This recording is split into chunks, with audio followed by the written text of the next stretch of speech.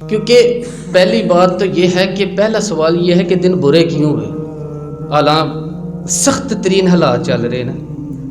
مجھے نہیں یاد پڑتا کہ کوئی ایک بندہ کبھی مجھے پوچھنے آیا ہو دسو جی قاری صاحب قرآن کی آندا ہے، کیوں حالات خراب ہو گئے ہیں، زمین تنگ ہو گئی ہے، آسمان اٹھ گئے.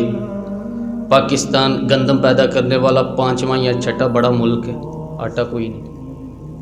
پاکستان نمک پیدا کرنے والا دوسرا بڑا ملک ہے، حالات پھر خراب ہیں.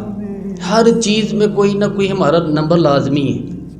آم پیدا کرنے میں بھی اچھا نمبر ہے، کنوں میں بھی اچھا نمبر ہے، چاولوں میں بھی اچھا نمبر ہے، تانبا ہے، گولڈ ہے، گیس ہے ہمارے پاس، سمندر ہے، دریا ہے، نہراں ہیں، ہر قسم دا موسم ہے، ہر قسم دی زمین ہے. کیوں پھر قاری صاحب حالات خراب کیوں نے؟ منو کسی نے پوچھیا نہیں، پوچھن تے کوئی نہیں آیا. تے چلو پھر تسی تے آئے نا ایڈی دوروں چل کے اسی پھر تم دس دیں کہ قرآن کی آندا ہے کہ کیوں حالات اتنے تنگ ہو گئے. تو قرآن پاک سے پوچھے تو قرآن پھر جواب دیتا ہے وَمَنْ أَعْرَضَ عَنْ ذِكْرِي فَإِنَّ لَهُ مَعِيشَةً ضَنْكًا. قرآن کہتا ہے جو ہمارے ذکر سے منہ موڑے گا ہم اس کی معیشت تنگ کر دیں گے.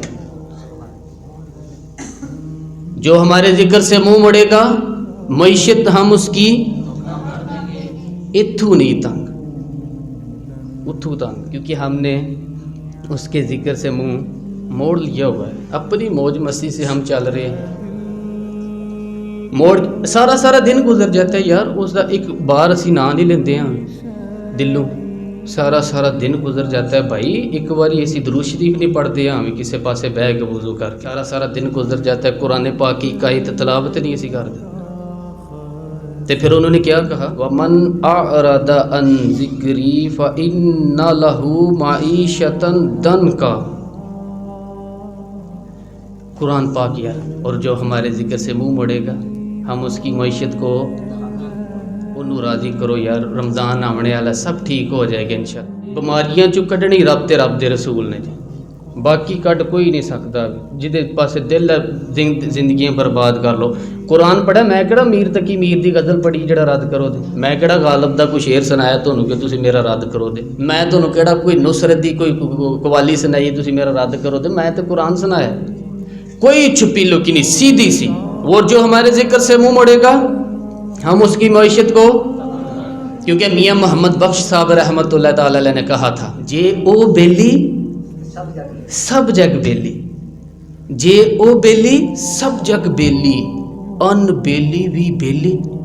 او میاں اوتھے بگاڑ کے ایتھے بنایا کی فائدہ؟ چھڑا ساڈا اس وی تاں کوئی بیلی نہیں کہ ہن ساڈا او بیلی ناراض ہے.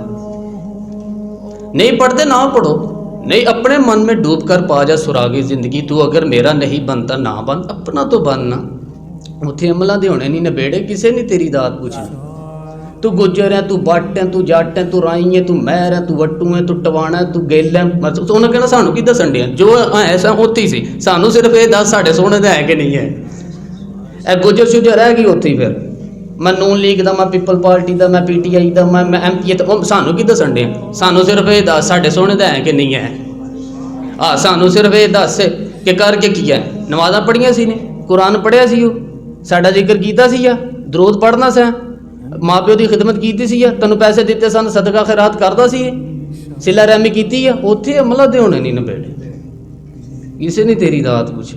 کی رہ گیا؟ پہلے کی رہ گیا ساڈے کول؟ تباہی دے دانے تے کھڑے. اور انہیں میں تم دسیا تباہی دی وجہ بتا دیتی. اور نہ اے آر وی دسے دا، نہ سمانا جیو تے نہ دنیا بتائے گا. قرآن نے وجہ بتا دی کہ کیوں تنگ ہوئی ہے، کھلا چنگ. ومن اعرض عن ذکری. لیکن دکھ کی بات ہے کہ سانو ٹینشن ہی کوئی نہیں.